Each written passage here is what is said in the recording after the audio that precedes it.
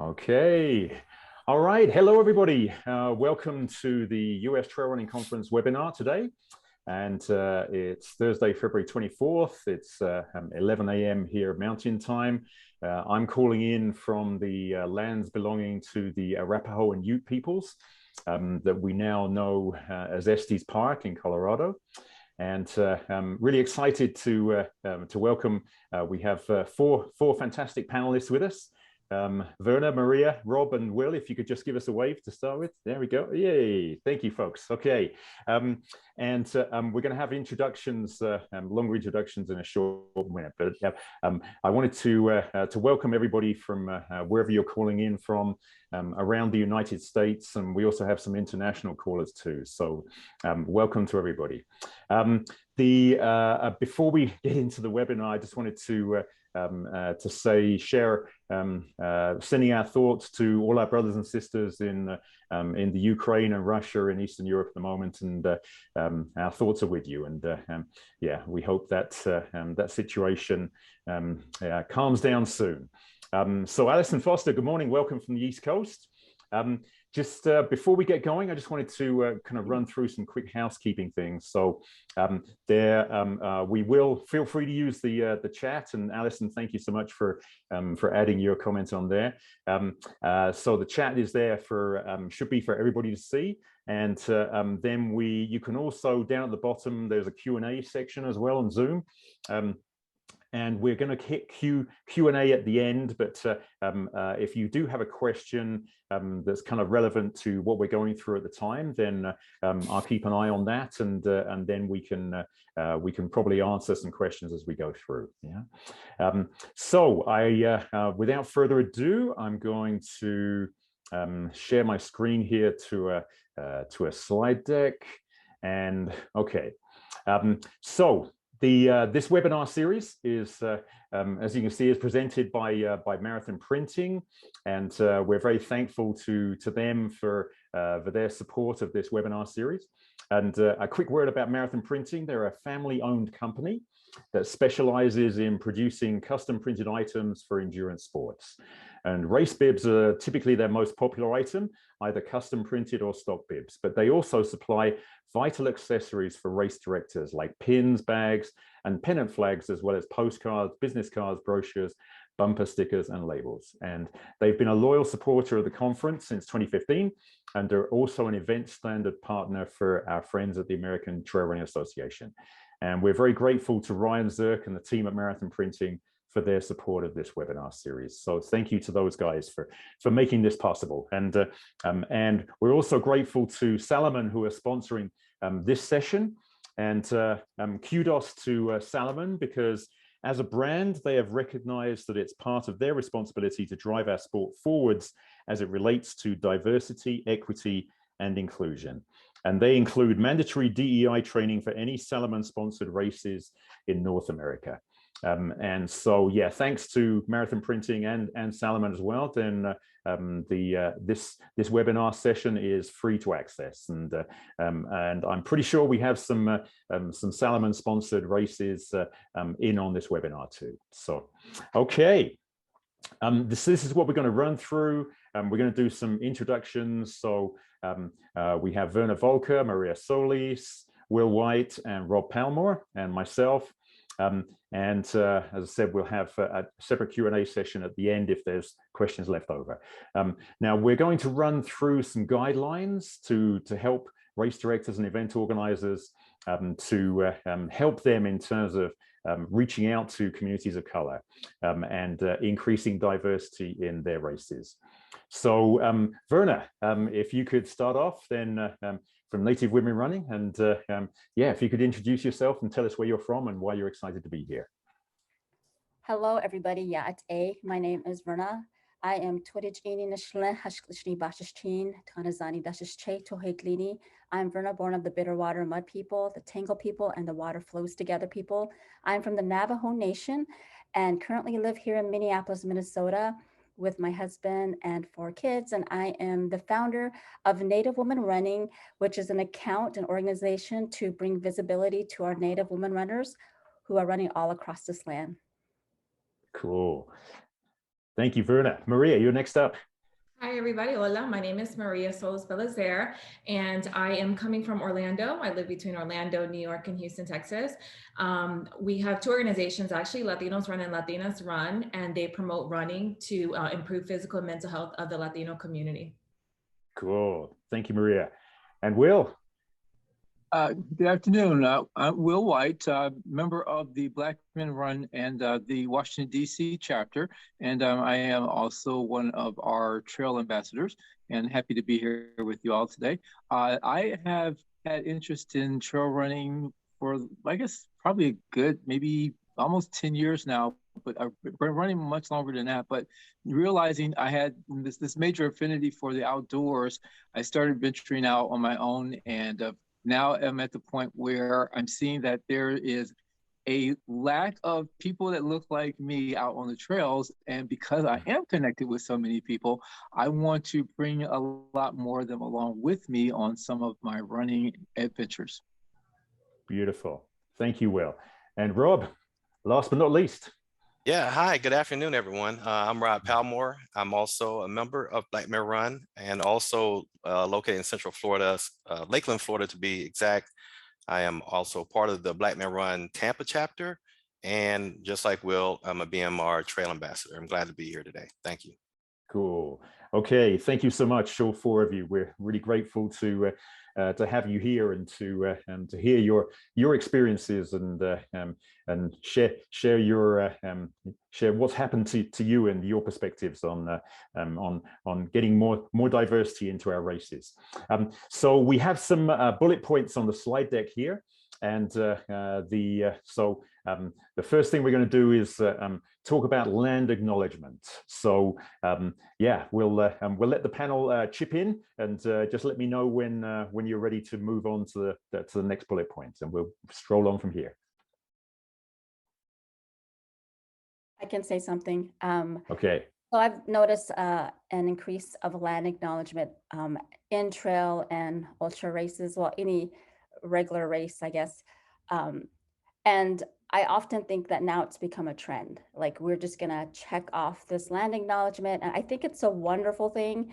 And one of the websites that I want to encourage people to go on is called the Native Governance Center, which is a website where you can learn how to do a land acknowledgement to acknowledge the land that, you know, as a Native person, from our perspective, we always talk about how that our land, it's stolen land. And so to have land acknowledgement is very, I think, vital and key, but at the same time, make sure that you are very careful how you do it, and that your land acknowledgement goes beyond what you just say.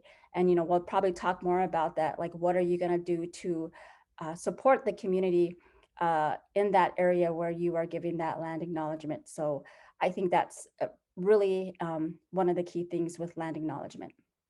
Yeah, Verna, you mentioned the Native Governance Center. So is that a website that Yes. that people can visit? Sure. Yep. So okay, so we haven't got this on the slide deck, but when we send out the information with the recording at some point tomorrow, then we'll include the link for that. So that's your recommendation for where to visit in terms of land acknowledgement. Exactly. Cool. Thank you. Okay.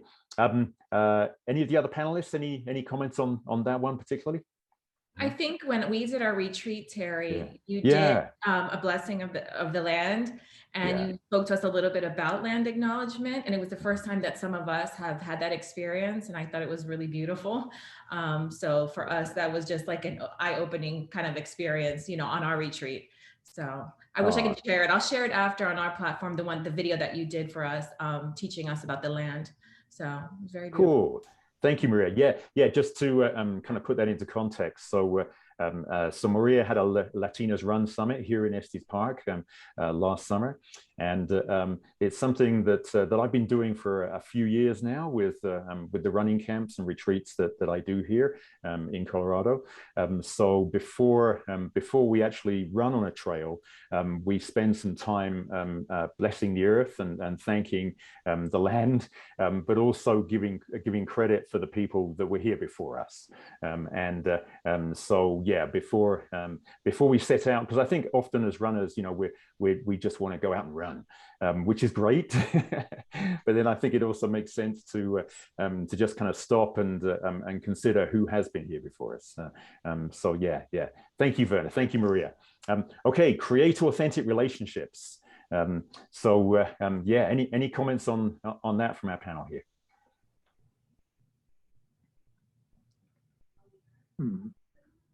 I don't mind speaking about it. Maria. You know, I think all of us have relationships, whether it's with partners or with runners, whatever the case may be. But we want to make sure that our relationships are really authentic and they really are committed to our community, understanding our community, and helping embrace our community, and kind of changing the face also of running. And I think that comes with an authentic relationship of somebody who's committed to us. So I'm all about authentic relationships. I don't want to be partners with somebody who, you know, puts a black box and checks checks a square and that's it. It has to be truly authentic, truly meaningful, and there's accountability with it. So Yeah. And I like to chime in by extending that further, even with our organization. So we're organizations of color, so that individually that matters, but also as organizations of color, you know, when we deal with brand or corporate sponsors and partners, we want the same thing there. It has to be authentic. I mean, we understand that large part of what corporations do are to make money, and we support that. However, you know, we don't, like Maria just said, we don't really want to be considered checking the block without really fully understanding what it is that our mission strives to accomplish. Cool. Thank you.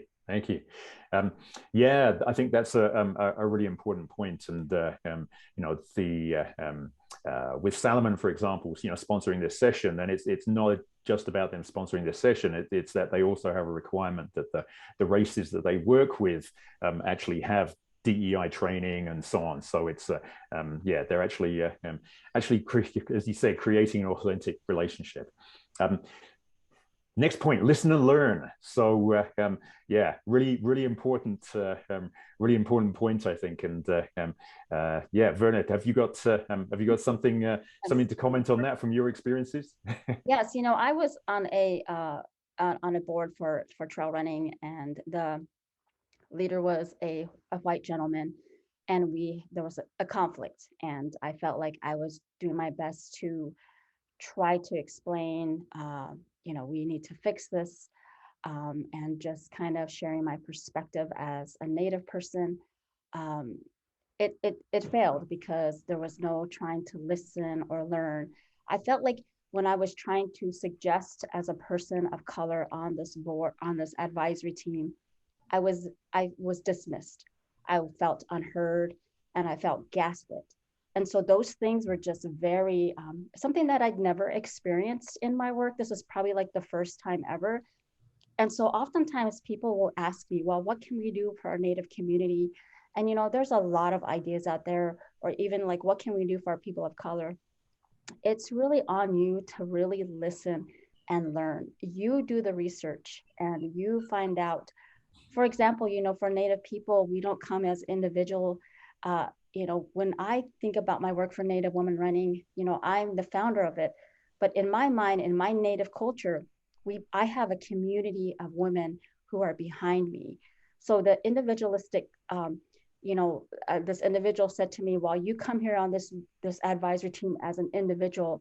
And I was like, no, I don't, because behind me are thousands of Native women that I'm representing. And so just listening and learning is really hard. I mean, for me too, but I think that is so key for our work, especially for us as BIPOC runners. Cool. Will, do you have anything to add to that from your experience? Well, you know, not specifically anything, you know, as detailed as Verna mentioned, but, you know, I was just thinking about that. Normally, of course, you know, we say the word listen, it's about, you know, we focus on our hearing, our ears, but listening can also take the role of, you know, observing from a a vantage point of like just watching and reading. And so, when I'm, in and around in, different races, and I'm still, learning a lot of new stuff about, just diversity as far as working with different organizations, I'm actually myself personally learning things that I wasn't aware of before, but I'm also a good listener. So I'm picking up things that I can carry with me to deliver to other people. But at the same time, I mean, when we're talking about, we want organizations to listen to us, what our, I don't know if I want to say needs or maybe even wants are, in order to be assimilated with the world, at large. This is something that is a two-way street. So while, yes, we want them to hear what we have to say and what works best for us in order for us to work with them, we also have to be able to listen to how their operations work, what makes them tick, so that we know that those things are going to be the things that will make us gel with them. Cool. Thank you so much, Will. Okay, we'll move on to the next bullet. Co-host an event with your local community or chapter. And Maria or Rob, is that something you can talk to? Yeah, I co-host events quite often. I think it's really kind of, well, for me, when I go across the country, one of the things I do is I reach out to local organizations, local running groups that are different than our group, because I understand we're a very diverse community. And sometimes we bring a lot of people together. It's just not just Latinos together, but we're able to share that same love of running with different communities, whether it's Indigenous community or the guys from Black Men Run that come with us to a lot of events. So co-hosting event is really, really important. It's something I do all the time, literally like every week. And it really just helps grow our community and also teach people about who we are, especially if I'm co-hosting with an organization that doesn't have any Latinos and doesn't know how to reach out to Latinos. It becomes the first time that they actually are welcoming them. And it helps teach them and educate them that we're here. So it's something I do all the time. Cool. Thank you so much. Rob, have you co-hosted an event with local community or chapter from a Black Men Run perspective as well? Absolutely. We've done the same, just like when Maria mentioned. The Tampa chapter is relatively new when considering all the chapters we have within Black Men Run. And on a larger scale, Black Men Run, depending on what part of the country, some chapters are better than others in trying to immerse themselves with the running community at large, as well as other like-minded communities such as Black Girls Run and Latinas Run. We do the same thing for the exact same reason. We're trying to make everyone aware of who we are and why we're here. And it's not just simply, sometimes even in Black Men Run, our shirts that we wear, you may get a sideways look and people just don't understand. Black Men Run isn't just about, it's not trying to be Captain Obvious here. It's not just about Black men running, but for us, our foundational reasons revolve around health. So these are things, and those type of conversations are the ones that we actually strive to trigger when we work with other running communities and other chapters. Cool. Verna, do you have anything to add to that specific subject from your perspective? Not really, because I really haven't done a lot of, because we're such a virtual community, I haven't really done a lot in person yet. So, but it is eventually coming. Good. Just quick question on that, Verna. When did Native Women in Running start? When did you kick that off? It's been 4 years now. It just started as just a virtual community, and it's grown on social media. And so it's been actually really nice because of the pandemic and how we never changed. It was just the same always. Right. Cool. Thank you.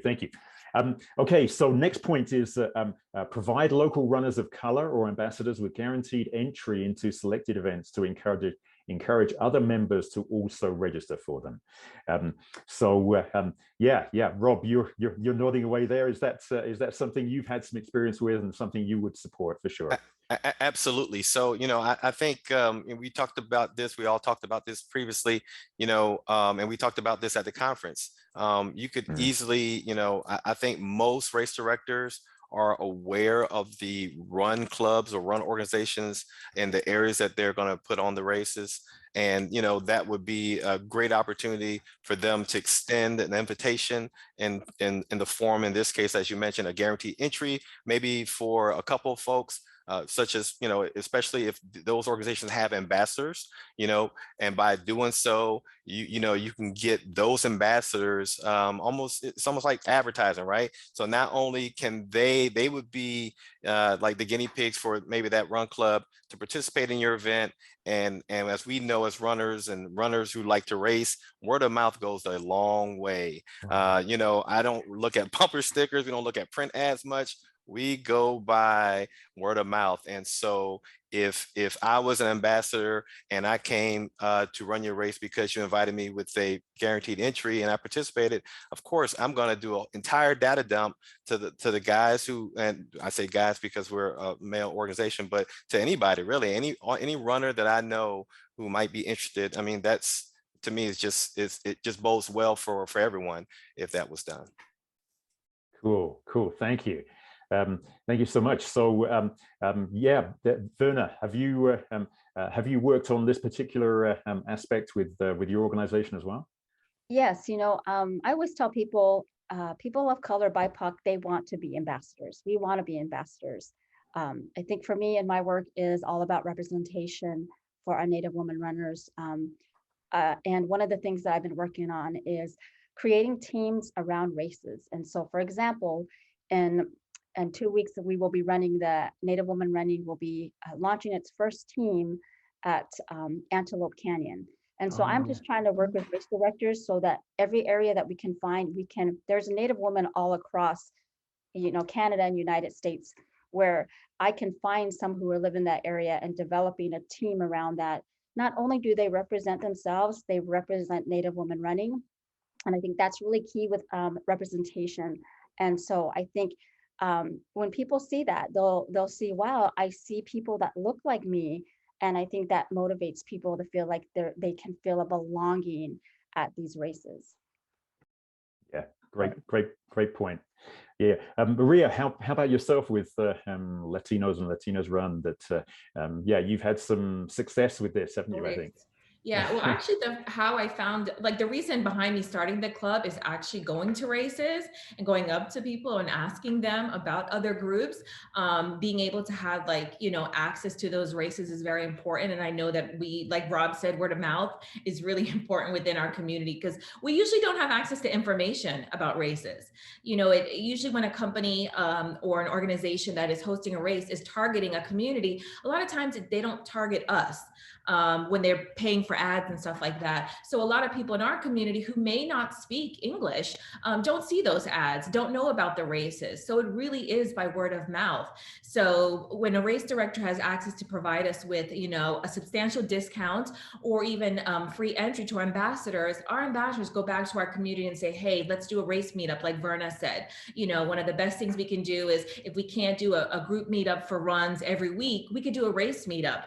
And that's something that we do in a lot of cities and a lot of our ambassadors do across the country because they may be far from each other within their community. They don't have access to meet every Tuesday, but they can meet up at a race. So, you know, substantial race discounts or even free entry for ambassadors is something really important, and it helps us drive our community to those race organizers. So, yeah. Cool, thank you. Will, you're a guy who likes to run races all around the country. So yeah, from your perspective, then you know, if there's a race director out there that would like to invite you to a race, is that something you'd be interested to hear from them? Of course. I mean, even though, you know, personally for me, I don't necessarily need an invite. I'm going to go pretty much anyway. but you know, and honestly, actually, I have got a couple of invites over the last couple of years because people follow you, you know, on your social media leads, and so I've been followed by different races just because of, you know, the various hashtags I use. in my posts. So, you know, all of a sudden I'll see a race pop up, start to follow me that might be in Timbuktu land, wherever. And I'm surprised that, wow, you know, they're actually following me. And I'm sure it's because they have interest in reaching out to me because they, you know, they want me to become a part of their event. So while I haven't full blown gone and reached out to contact some of those, I have run with you know, races for different I guess my different cultures. Like I do run with a group up in New York City that is Latino based, and so you know, really enjoy working with them, and I have a good relationship with the race directors there. So so for me, you know, when I am going out and about, there are different races that I do manage to make connections with, and the race directors themselves. Cool, cool. We have a couple of questions that have popped up, which I think are really relevant, and if we could answer these now from the panel. So Alison Foster, thank you, Alison. So do any of your organizations have active chapters in Charleston, South Carolina? Yeah, Rob, you're nodding your head, so it sounds like you do for sure. Yes, we have a Black Men Run chapter in Charleston. We do. Cool. And you could probably, if you wanted to reach them, I can tell you right offhand, if you want to reach them on Facebook, you can just go to Black Men Run, and then typically all of the naming conventions for all our chapters are Black Men Run and then the city. So right. And then you could ask to join that group, and you can be tied to that organization. Brilliant, brilliant. Verna, you haven't. You were shaking your head. No. Maria, how about for you? Any advice there? Yeah, we only have a Facebook page. We don't have an active chapter, but we would love to have one. So definitely love that. There you go. Okay, Alison, thank you so much. Hopefully that was helpful for you. Then Carolyn Redmond, she's a race director in Philly and mostly organized road races. So she's curious if the panel thinks it helps or hurts to try to plan race routes in neighborhoods of color to encourage the sport overall to non-white runners. That's a great question, Carolyn. Yeah. Any thoughts on that, Maria? You're nodding there. You know, because when I first started running, the New York City Marathon goes through all the different boroughs. Yeah. It's going from, Staten Island all the way to Manhattan, and you get to see what the different boroughs look like. And when I would get to Harlem, which is a predominantly Black neighborhood, back in the days, years ago, there was nobody out there. And it was very discouraging. But then all of a sudden, these Black groups started popping up, and these, just different ethnic groups started popping up in Harlem. And now Harlem is like the hypest place to be. So it kind of like really introduces people. And not only that, but you go to the Bronx, and the Bronx, you get to the Bronx in the marathon, you're at like mile 20. And what wakes you up is the salsa music. So people get to see those different diverse communities. And I love, if somebody wants to come and do a run, through a community they're not used to running, it kind of, it educates people also about what's going on in their community. And it also introduces them to another community maybe they don't know, other people that they don't know. So there's nothing wrong, with going to those communities and kind of learning about them. So, and I've actually seen sneaker brands, because of that, start doing stuff as far as investing in those communities. I think Adidas fixed the track in Harlem, and they did this huge run through Harlem. They taught people the history of Harlem. And then in the end, they threw a big party and they renovated an entire track. So I thought that was amazing, and how they're investing into that particular community. So I'm for it. Cool. Rob, you're nodding your head too. Oh, I would agree, just like Maria said. So when I think about Philly, I'm thinking like North Philly and West Philly. That's predominantly the larger Black communities there. I agree. I think it would be a good idea. However, it's more than just putting in to get the road closed. It's you have to kind of do some legwork, and I would suggest probably going into those communities, maybe some of the places of business. Because we all understand that if as race directors, you close off certain access ways to businesses, they may not take too kindly. But if you kind of explain what it is you're trying to accomplish, or maybe who knows, you may be able to get their support, and maybe they can somehow support your event by way of maybe something as simple as, okay, if someone who completed the race event came to that place of business and showed their bib, maybe they get a discount or something. Just ways to kind of tie the local community into your race, other than just closing off streets. Cool. Yes. Terry, can I chime in? Yeah, please, Will. You know, one of the things that I have encouraged our captain here to do in the DC area on a regular basis is because you know, we're DC, Virginia, Maryland basically is one community, but just outside of races, just your regular group runs. So if you're going out and about on a regular basis every weekend, going to a different community as a a group of people running, you know, you're going to create a symbol that's there, and again, you're more than likely going to have the opportunity to utilize some of the businesses that are along the areas that you want to actually do a race. So here's an opportunity for you to create relationships so people are comfortable with you. They know who you are, and when they are presented with the fact that you are coming through to create a race, and I know that group, that I like those guys, or like those women, and by all means, I really encourage the race to come through here, because these people are great. So just on a normal routine, focusing on doing group runs to some of the neighborhoods that you want to actually run your race in might be a great idea. Wonderful, thank you, Will. Carolyn, I think we got some good answers for you there. Hopefully that's been helpful to you. So okay, I think we'll next is the I think we'll move on to, here we go. All right, so next point is provide a substantial discount to our local chapter to entice BIPOC runners to participate in your events. So that's kind of a follow-on from the sure, give some free places away.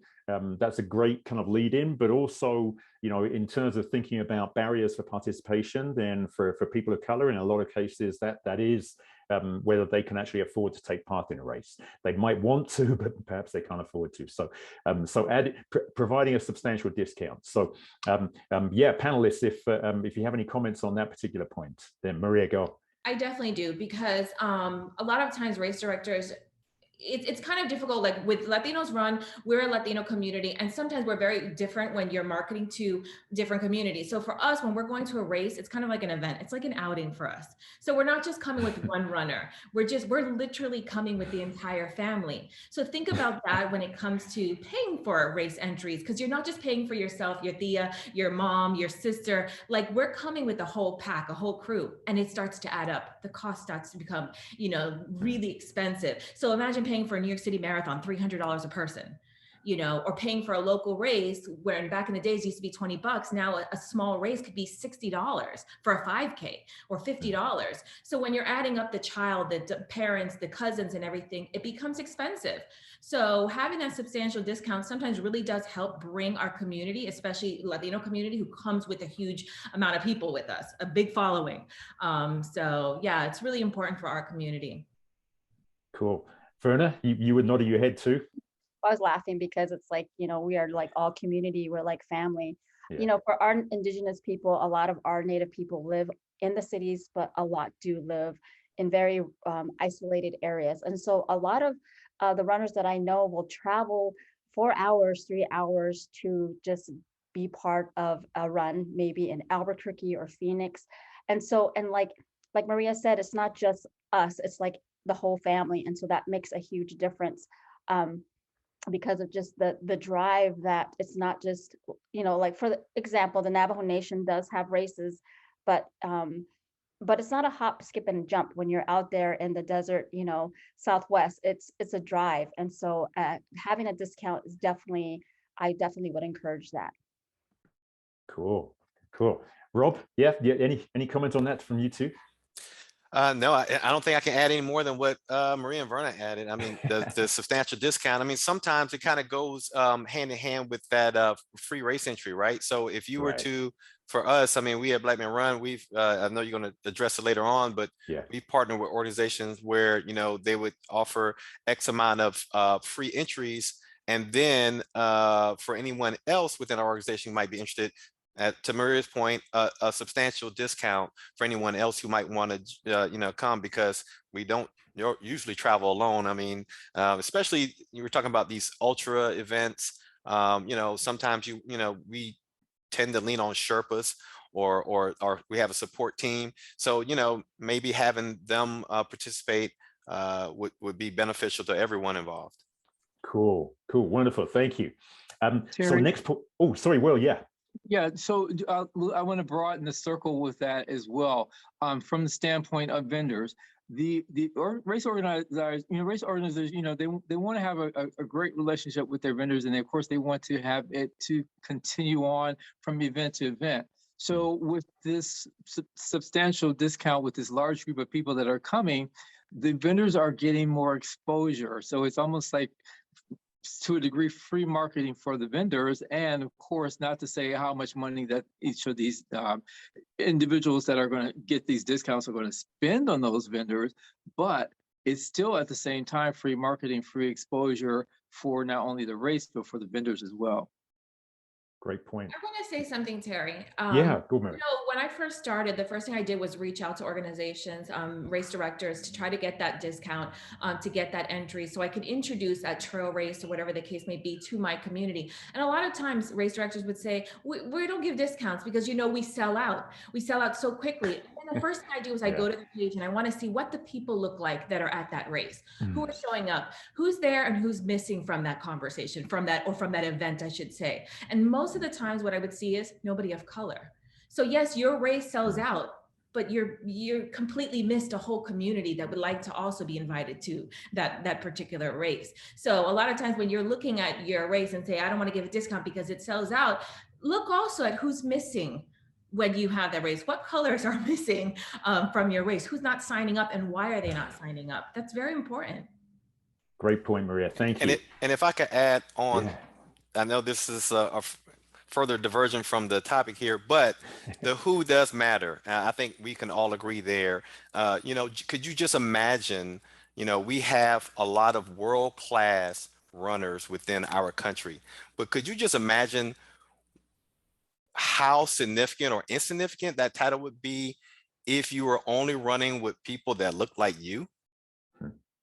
So what would the world marathon stage look like if it weren't for the diverse participants included there? So there are a lot of great local, well-known trail running events in our country, and they're usually in, we could probably narrow it down to a handful of states that pretty much carry the bulk of those, the ones that are well known, and they aren't very diverse in field. So, if you had a course record at this, race type, this themed event or this race event, that's great. But if it's not diverse, how legitimate is that course record? Sometimes sometimes I ask myself, like, I wonder what it would be if more people ran that event. And would it be, with the competitiveness of the field improve? So these are just things that I think as race directors, I understand. I think we all understand you want to sell out your event, but having the best of kind of matters, and you can't really say your best if you're not diverse. Very good. Yeah, thank you. So next point, provide an opportunity for local communities of color or chapters to have a tent or table set up, either pre or post event. Yeah, I think a couple of you have had some experience of this kind of situation. So if you could comment on that, that would be great. We've had race organizers allow us to have a tent set up so we can actually, meet other people, from our community, for me to meet Latinos who I may not have a chance to meet had I not had the opportunity. Plus, also setting up a tent sometimes can be quite expensive. Or in an expo, an expo may want to have a free space for us. Sometimes it's expensive if I was to pay out of pocket, but allowing us to have that opportunity to have a free spot or have a tent set up or a table set up gives us an opportunity to market ourselves to our community and also be able to, meet other people that attend those events. So it's really important for us. Cool. Verna, have you had some experience of that with events as yet? Yes. So I work with a local running company called Minnesota Distance Running. This year they invited me to set up a table for Native women running at the Twin City Marathon. And that meant so much to me because there's, like Maria said, there's no way I could probably afford being at the Twin City Marathon. And so I was able to set up a table to sell our Native women running merch. And I think that was really neat because I was able to meet a lot of people who never heard of us and who would ask a lot of questions like, oh, what are you doing? What is your work? And I think that's just all about connections and showing our visibility as Native people. So I'm thankful for that opportunity. And it sounds like they want to extend that to me again. And that really means a lot to me. Cool, cool, wonderful. Thank you, thank you. So last one on this slide, donate to a local chapter or a local organization to help fund programs and services that support the BIPOC community. So I think what you're commenting on here is really not just thinking about running, you know, like in terms of your earlier comment, Rob, that it's like, okay, Black Men Run, great, that describes one of the things you do, but it's a lot more than that behind you. And I'm sure that's true about you, Maria, and Verna as well. So yeah, any comments on that particular point there? No, I think we've already touched on it just previously, like even going back to answering the question that was asked before about, you know, the lady there in the Philadelphia area who's thinking about trying to incorporate maybe some communities of color in the route. But, you know, so it's more than just closing off the roads, as I mentioned before. It's kind of being connected to those communities and find out what interests them. Maria brought a great example of what happened there in New York. So, you know, they found out they had maybe had a dilapidated local track that maybe needed some improvement. So there's plenty of opportunity there if you really take the time to check it out and then make the investment from there. Cool. Hey, we just got a comment up on the chat here from Steve Hennessy. Run Minnesota stands with Native women running. More booth sharing in 2022. There you go, Verna. I think you got a thumbs up on that, Fred. Thank you so much, Steve. Okay, we'll move on to the next slide. Terry. Oh, sorry, Terry, well, go. Yeah, no, I'll just quickly add on to the last bullet point. You know, we're talking about, you know, reaching out to the communities of color. One of the things that I've, you know, really been, or really admired about our chapter in New York City is that after each one of their group runs, and this also speaks to them as far as, you know, them doing healthy, conscious things, they're stopping at, you know, local establishments that are providing healthy eats. So they are, you know, they're known in the community, you know, every weekend that when they do their group runs, they stop at these locations and hang out, have a bite to eat or a smoothie or something like that, and then go on from there. So that, you know, they built a rapport with those shop owners, and so they're very well known for that. Cool. Thank you so much, Will. Okay. Next bullet point: make commitments ongoing, not just the one-time assistance. And you know, I think we've probably all seen instances of this kind of thing happening, where you kind of get the impression that people are doing it for that checkbox thing. So it's so yeah. Any comments on that in terms of what a difference it can make to have an ongoing commitment rather than just a one-time? Well, I think we all remember when the protest started, the black box that everybody put up, and all these brands that said, we're so committed to diversity and, you know, inclusion and equity within, you know, for BIPOC communities. But really, that just stopped. It was just like a black box. And then when you really check their social media pages or what they're doing, nothing happened, nothing came of it. So we really want to make sure that somebody who says they're committed, a brand or a race organizer who says they're committed to our community, it's not just a one-time, one black box post. You know, it really is true commitment. It's ongoing, you know, not something that just stops because the protests may have slowed down. So that's really important for us. Cool. Good point. Yeah. Verna? Yeah, I think not just like racing, but also just like companies that throw stuff at us and say, hey, we have this stuff for you. But I just was recently working with a company who was like, one of the things that really stood out was they said, we will stand we are in the shadows of you. Like that meant like they're just going to be following me of my decision, and they were not going to try to take over. And that meant a lot to me as the founder of Native Women Running. I think it's also important, like we talk about the black box, but also like the commitments of like, we don't want performative allyship, I guess you would say. like, for example, like for our community, the missing and murdered Indigenous women is such a crisis in our communities that it's really important that you connect with people who are working in that, and that you're not just doing that to show people that, we're going to do this and we're going to provide a race entry, but how are you supporting organizations that are working with the missing and murdered Indigenous women crisis?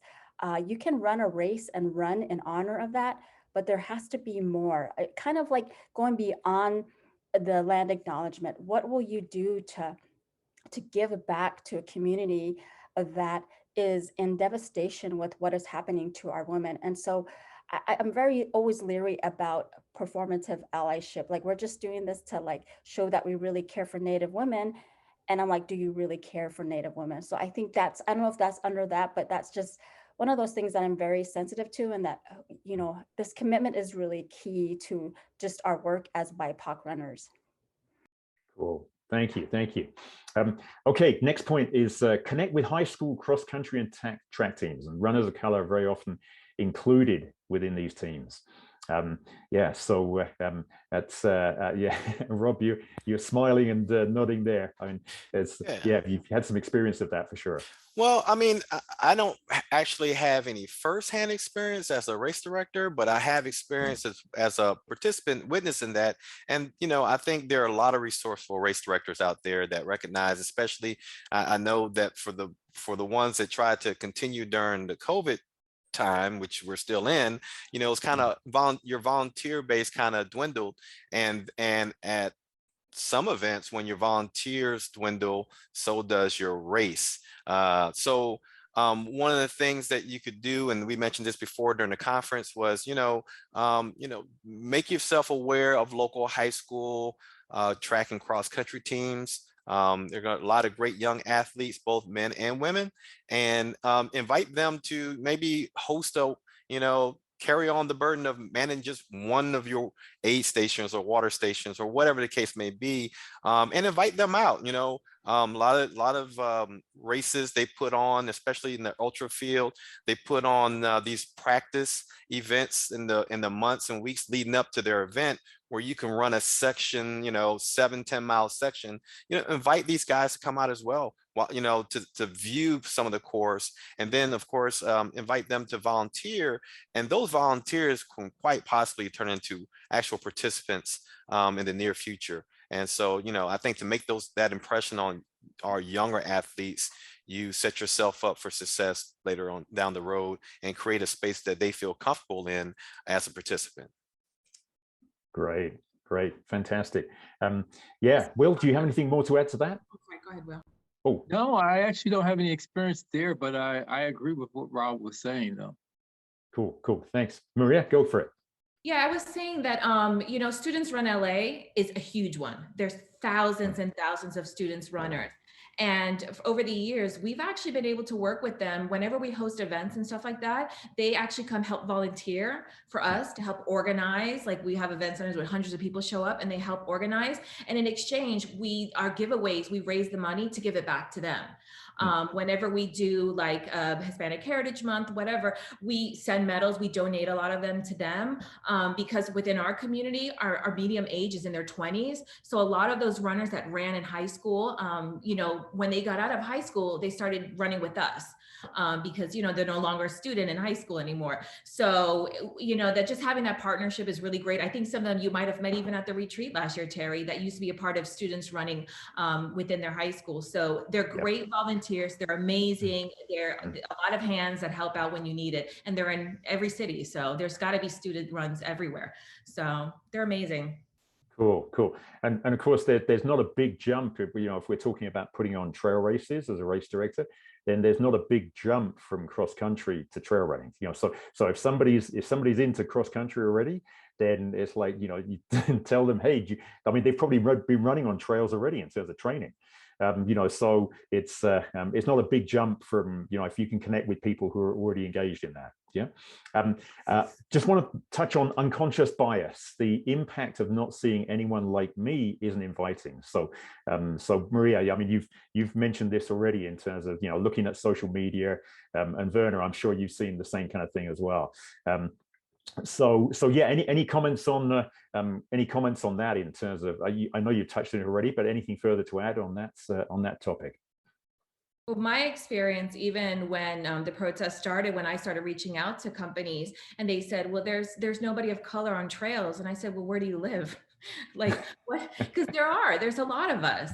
You know, we all own trainers, just like you said, Terry, that many people who did cross country in high school, they ran on trails, you know, so, you know, people, unfortunately, sometimes they only know what's in their neighborhood, in their community that they see, and they don't understand that there's millions of people in this country that are outside of their community that don't look like them. You know, obviously we're very diverse. So sometimes you just got to go out of your little space, that little bubble that you're in, and go venture out to another community and see that there's a lot of us, you know, whether Indigenous, Black, Hispanic, whatever the case may be. So, yeah.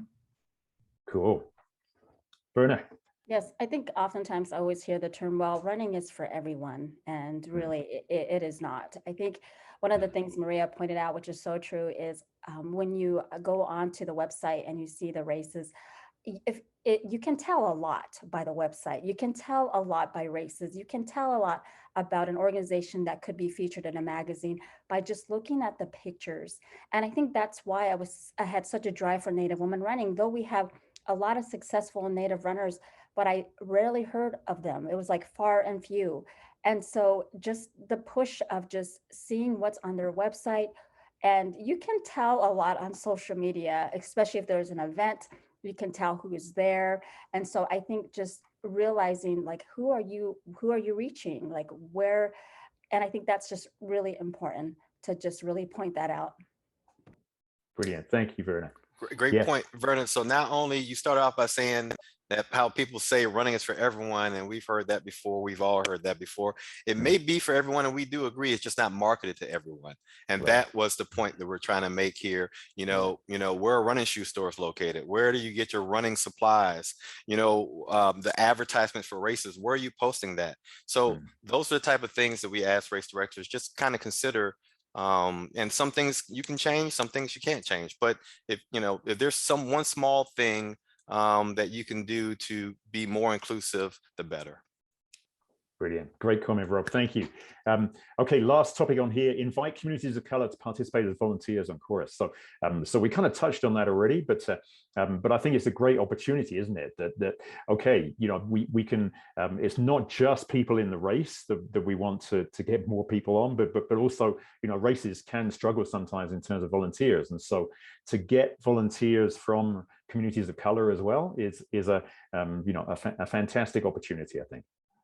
Right, but Terry, this is also two-way street. So, you know, the race organizers themselves, they can volunteer at races that are for people that are from the BIPOC community, so that, you know, they're known and they can see that, oh wow, they're actually coming to volunteer and work with us. So they must have, you know, some actual, you know, sincere, you know, invested interest in working with us on whatever level, because here they are, they're getting their hands dirty with us. They're not just handing us paperwork or smiles, but they're actually out there and showing that, all right, we want to work with you. So we're out here on the course, we're helping you with course marshals, we're helping you break your stands up and down or whatever. So it's a two-way street. Yeah. Thank you, Will. Very true. Okay. All right. So we wanted to share a couple of success stories in terms of races working with organizations of color, so vacation races. And Rob, I know Black Men Run, that you've had a great relationship with vacation races. Could you add a few comments on that and how it's gone so far? Yeah, so we're going on 2 years, I believe, with vacation races, working with Salem there at his events. It all started with kind of like what we mentioned already. You know, we had a race owner, race director who was genuinely interested in trying to make his events more diverse and just trail running more diverse. So the step that was taken by vacation races, at the time we had just stood up or restarted our trail running initiative, within Black Men Run. And so we had a select group of ambassadors, and Vacation Races was kind enough to extend all of our ambassadors free race entries to any of their races. What that did was that gave our ambassadors that opportunity to now, okay, well, I have a free race I can go to. Let me find out what race I can go to. And we learn more about the venues. We go to the races.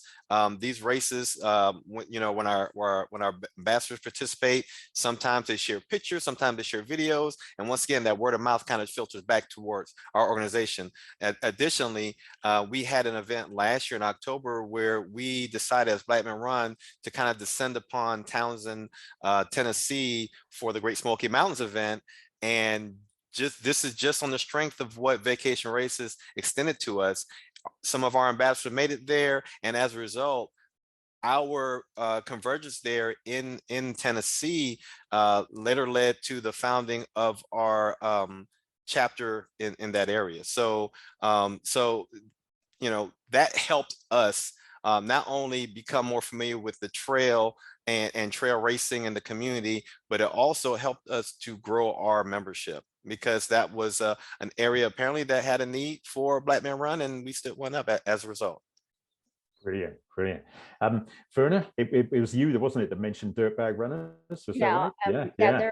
Yeah, I'm not part of their organization, but I just I communicated with a Black woman who was traveling from New York to run a race out west, and she was very nervous about it. And the race company there wasn't helping her because she kept trying to reach out to them about, I'm a Black woman from New York coming to this isolated area, and they wouldn't really answer her questions. And so for some reason, she must have connections with one of the Dirtbag runners, and that person took it upon herself to pick this Black woman up from the airport and spent the whole weekend with her. And I think that just really meant to her that someone just took it upon themselves to help her, especially coming from somewhere where you're just not used to it, and coming to a place that, especially out west, like Utah and those areas, there's not much people of color. And I think that I just heard it through her and her story, and I thought that is such a great thing to take it upon yourself to be the one to help those who are not comfortable in an area that they didn't grow up in. Wonderful. Verna, thank you so much. And kudos to both Vacation Races and Dirtbag Runners there. And Salem Stanley at Vacation Races, and Krista and the crew at Dirtbag Runners. So thank you so much. And that kind of links into the next point. Rob, I mean, I was, when you shared this data with me, then I was surprised, but now I'm thinking about it since, and I'm like, well, actually, I'm not surprised. But safety and security. So you had a survey for Black Men Run, and safety and security was the #1 reason for not trail running. So yeah, we've talked about the importance of within ourselves anyway, the importance of making sure to accurately describe trail conditions and gear requirements for someone who's not used to running in your local training conditions. So if you are putting on a trail race and you're looking to attract runners of color, then think about what it would be like from their perspective. Yeah. So Rob, do you want to comment more on that? I think this was a little straw man poll we did within Black Men Run, but I think it actually probably would apply to most people who don't already identify as trail runners. Just safety and security is a concern. Can you just imagine someone entering a wooded area alone, and then wondering, all the things that might happen, lions, tigers, and bears, and all those kind of things. And then, so who do I call for help? So these are concerns, I think, not only for the runners and the BIPOC community, but I think it could be a concern for most people. So I think sometimes we get kind of caught in our own realm. And we just talked about some of these these great races and in very remote areas of our country. And, you know, whether, you know, if you're going to a race in Utah or you're going to a race in Arizona, quite often those races are attended to by folks near those areas. But every once in a while, especially if you're trying to grow your footprint, you get folks traveling across, as Verna said, the young lady come from New York City. So, you know, they may not be used to or conditioned to your particular trail system and might not be aware of certain things that is maybe tribal knowledge within the community that's already there. So, you know, kind of being more descriptive and what to expect would be great to kind of ease any concerns that, or some concerns that folks may have about the safety and security of that area. And, you know, as far as security is concerned, we kind of touched on it before, you know, a race is a great time to go explore a trail because, you know, that's the time where more people out there, more eyes are out there, there's safety, you know, measures already out there. So why wouldn't people of color or anybody want to go in and run trail races if they're new to trail running? Because all the resources are there to support them in the event something, you know, not so great happens. Yeah, fabulous, Rob. Thank you. Steve Hennessy, a comment here. Numerous trail groups I've run with have a no drop policy for group runs. So to make sure that nobody gets left behind. It could be a good way to get new trail runners to feel comfortable on a trail. And so, yeah, that's a really good point, Steve. So I'm doing that in a race might mean that you have to have volunteers who volunteer to make sure that they're sweeping. You know, so they can come along, and so that's a really great idea, I think, for races to introduce, especially for to attract people who are new to trails, perhaps. Yeah, great point, Steve. Thank you so much. Yeah, we kind of touched on it already, but run a mile in a pair of shoes worn by a runner of color. So understand the impacts. Yeah. And then I think this is a really important point. Consider BIPOC communities for board or senior positions in organizations. And that's a really good way of having people. And Verna, I know, I'm sorry you had that particular experience when you were on an advisory board position, but but I think it's a really great opportunity to have to then have, you know, input and you know, from I think from a perspective of being somebody, you know, an older white guy putting on races and that kind of thing, then it's like, you know, having somebody of a board or senior position in the organization can make a real difference. Yeah. Okay, we're running low on time, so you know, I'm kind of thinking. Some of this is what we've touched on already, and I'm kind of leaning on so I just want to have a quick run through, because I think it's an important point, what we wanted to touch on in terms of imagery of runners in color, of color in trail running. And so maybe Verna, Rob, Maria, and Will, if we can run through and just maybe just share one comment that you think is really important in terms of how race directors and organizers can be appropriate in terms of the use of imagery of colors. So Verna, if you can kick off, and then we'll do Rob, Maria, and Will in order. Yes, one of the things that we stress is, like, I think oftentimes people look at us in the past like we don't exist. So it's really important to know that we are in the present. Native people are 100% in existence, and that just really it's really important to study what region, because oftentimes people put us in one box, but we come from all nations and tribes. And it's really important to do your research in the area that you're at. And, you know, for a Navajo, finding out what a Navajo wears, or connecting with a Navajo and seeing what is appropriate, I think is really key. Wonderful, Verna, thank you. Rob? Yeah, so I think we all touched on this before. You know, we are, or we can be what we see. So if we see each other out there, someone that I feel I can culturally relate to, that just makes me that much more comfortable. So that's not just in your advertisement, that's also in your race crew. So your race crew could be diverse. So, you know, the opportunities are endless. Just consider that. And it's not only just the color, it's not just a gender. Oftentimes it includes the shape. All, we come in all different shapes and sizes, regardless of what color we are. So, I think just to invite a lot of newer runners to your venue, you have to include all the folks that, might not already exist in your, in your races. Thanks. Great. Thank you, Rob. Maria. Oh, Maria, you're muted. Sorry. I always say that we emulate what we see. So we see somebody that looks like us. It really just inspires, that diverse community to come out. So, I really want to make sure that the race directors that are here today understand it's really important for our community to see people that look like us at those races. Because really all you're doing is just impacting more generations of people to come out and attend and participate. Wonderful. Thank you, Maria. Will. Okay, quickly, and I won't mention any names of any races that this happened at, but my picture was actually used for a race that I signed up for in a promo for the race. But because I was already following them on social media, but I hadn't even run the race yet. So they pulled my picture from one of my social media feeds to add into their advertising, their marketing, and which I mean is great because they want to reach out, I guess, to more people of color. But then at the same time, it would have been nice for them to have reached out to me directly and said that, well, we appreciate you're coming.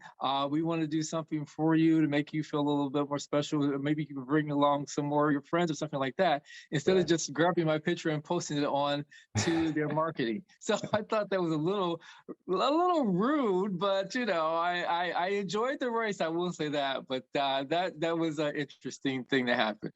Oh, Will, thank you for sharing that. I mean, that's that it kind of goes back to almost where we started in terms of authentic relationships.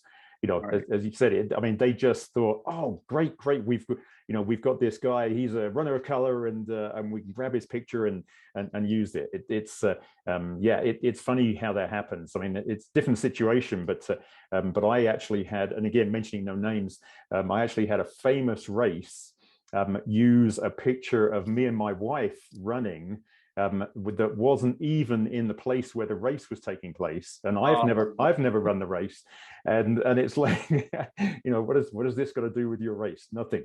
So but it was just a nice picture. I mean, that was the thing about it. It's kind of that just the use of eye candy. That's the kind of way it comes across, isn't it? Okay, all right, guys, thank you so much. We're out of time. We've run a little bit over noon, so at least in the Mountain Time. So big thanks to our panelists, to Verna, to Rob, to Maria, and Will, and Terry, thank you so much for your comments there. I think your comment, Terry, we can do better. There's a lot of room for improvement in the sport. And I really want to say big thanks to our panelists here for helping to make the sport better. That was the reason behind the webinar, and so thank you so much for everybody for taking part as well, and participating out there. We will be sharing the recording to this. I'll aim to get the recording link out tomorrow to everybody. Thank you so much. Take care out there, everybody, and be safe on the trails. Love each other well, and we'll look forward to seeing you soon. Thank you so much. Thank you, Terry. Bye, guys.